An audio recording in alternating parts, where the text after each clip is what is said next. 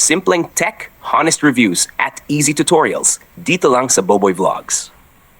Sa video ito, i-share ko po sa inyo kung paano maiiwasan yung mga nude or porn website sa ating cellphone. Nang sa ganon, yung anak natin ay makaiwas na makapanood ng mga malalaswang panoorin.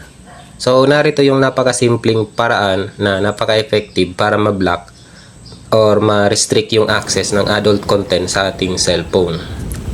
Punta po kayo sa settings. I-type nyo po dyan sa search settings yung DNS. Tapos click nyo yung private DNS. Makikita nyo dyan private DNS. Click nyo po. Kailangan hindi yan naka-off. Ilagay nyo sa private DNS provider hostname. Ngayon, sa akin guys, nakasave na kasi yan. Gayahin nyo na lang.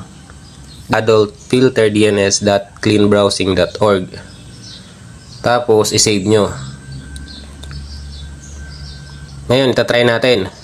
Punta tayo sa browser ng ating cellphone. Diyan, kahit mag-search kayo dyan guys ng mga video, walang lalabas dyan.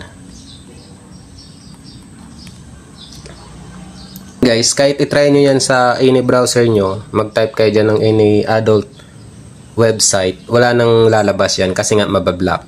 Try nyo na lang po. Yun lang yung simpleng video natin guys na napaka-effective. Gawin nyo yan guys sa settings ng cellphone nyo or ng anak nyo para makaiwas sila na makapanood ng mga malalaswang panoorin, or kahit mag-search sila sa browser ng cellphone nila, mabablock yung mga sites, mga adult websites. Thank you po sa inyong panonood.